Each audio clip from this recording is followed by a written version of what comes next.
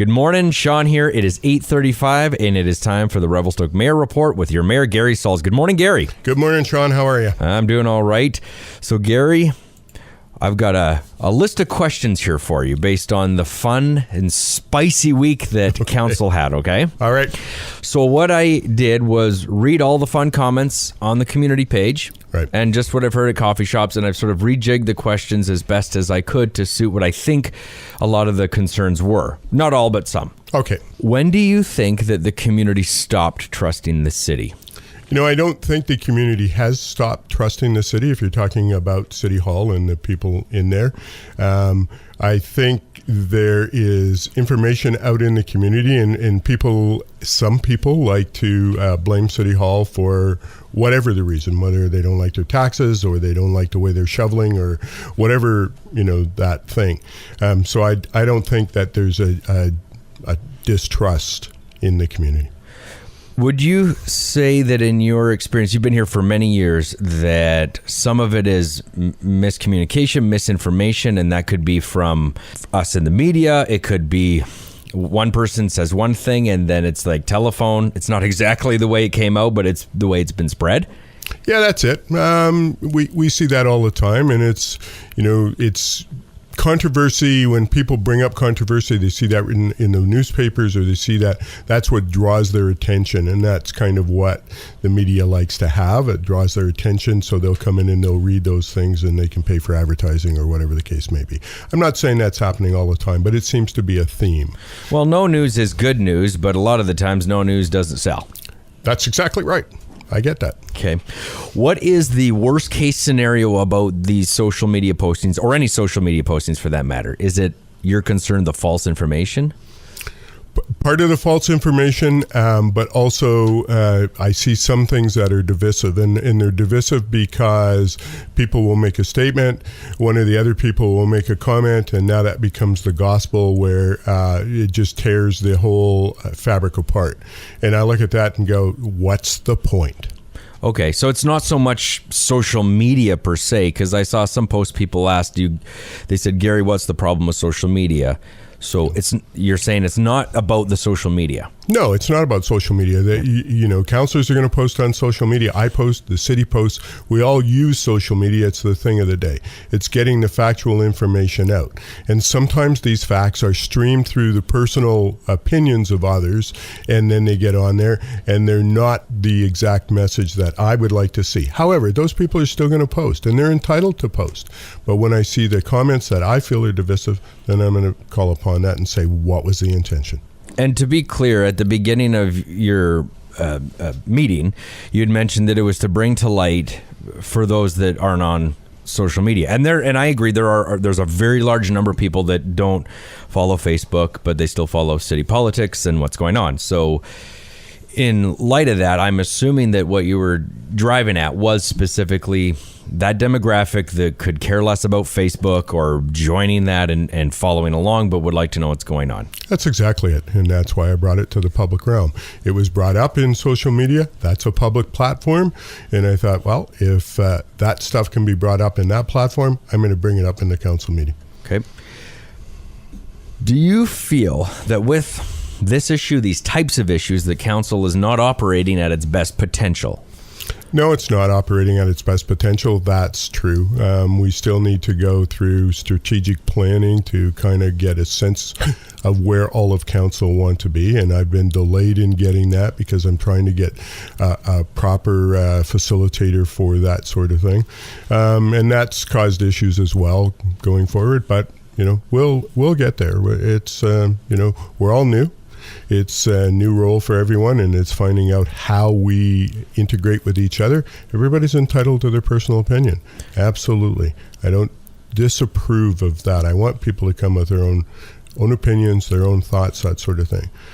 And then when we get to the social media stuff, when I see things are posted in, not the best light, I question those things.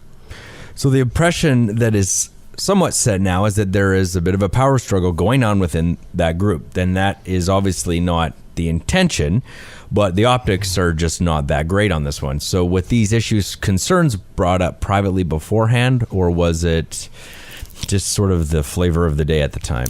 No, it wasn't brought up privately beforehand. It wasn't brought up. I didn't bring it up privately because the posts were public. Right. So I just took it right to the public and asked the councillors that thing right there in the meeting. Now, a few of the councillors are colorful. And they talk quite a bit, and they use social media as a platform, and a few others keep quiet. And I saw some posts saying, well, some of the other councillors don't say much, or they don't use social media. Now, this is just a question. Silence doesn't always mean weakness. Some people just sit back and read and observe. What's your take on all of this? Like, you got 3 other councillors. They obviously have an opinion about it, but they're just focusing on the task at hand. That's what it seems like. Yeah. So to correct you, we have 4 other councillors. Oh, sorry, 4. Their silence is not, as I've seen and been expressed to me, deafening. Their silence is their strength. They're going to weigh in where they feel it's appropriate. And so I look at it and say, they've all got their own opinions, and their opinions may differ than mine on items, and they're allowed to do that. My feeling is, if we're going to debate this thing, I'm not going to debate it in the media, social media, any of those things. We're going to debate it around the council table, and that's what I'd like to see. Okay. So that, in my mind, sort of answers those questions that I kind of saw. And one question, just taking a turn here, about the communications director. Correct. So this is a paid city employee, or would be a paid city employee, who in turn has to respect the mandate and the rule of their employer, which again would be the city. So this could be perceived as anything coming out that the city put in there will put it in quotes, spin on anything. Whether that is the case or not, and I'm not saying that it is, it's just where we're going in discussion. Okay. That, again, it's about the optics and perception. Could this position potentially backfire? I don't think it would backfire. It could if everyone said, well, just let them do what they want. But council has the right around the table to say, these are the things we need to have communicated out. And, Councillor Cross has made that very clear. We don't want to see spin doctoring. We want to see concise, proper information going out, good or bad. So if we're not doing something right, we're going to express that, saying, we need to do better. And he's right. He has those concerns, and those concerns are around the table. We want the message to get out in a proper and concise form. And I believe that with this position, that will happen. So the departments will be able to weigh in and say, okay, this is the message that we need to get out. We're behind on permits, or we're ahead on permits, or this is where we're at, or, that we're dealing with, we're not doing very good at getting that snow blowing done because of cars, or whatever the case may be. So, we're going to see those things come out, but they'll come out in a concise form, and council will have a chance to weigh in and say, hey, I'm not happy about this. I think we need to do this message. They have control over that.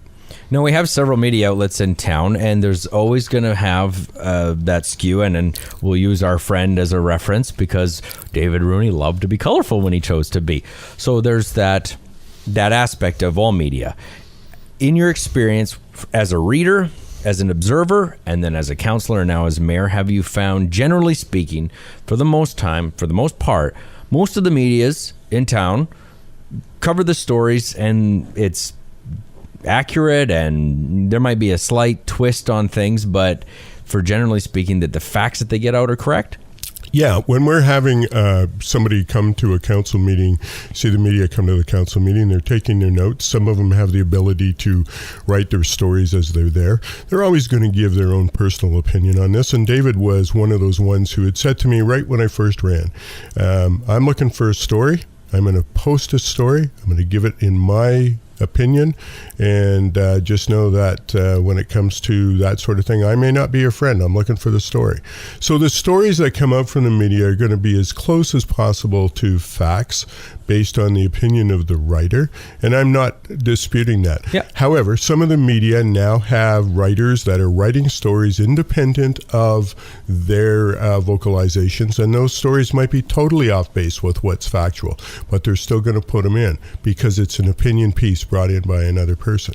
And then when we see them with the ability to post on social media and people will take them to task or say, that's not how I see it. That's the way of the world. Everybody's going to have an opinion.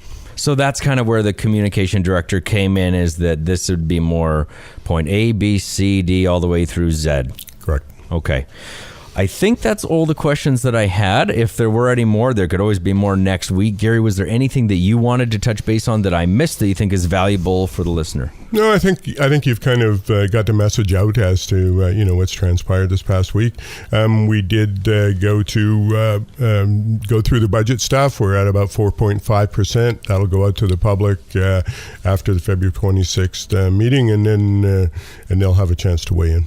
Okay, well, thank you for coming in, Gary, and clearing up the fun, spicy week this week. All right, thanks, Sean. Take care.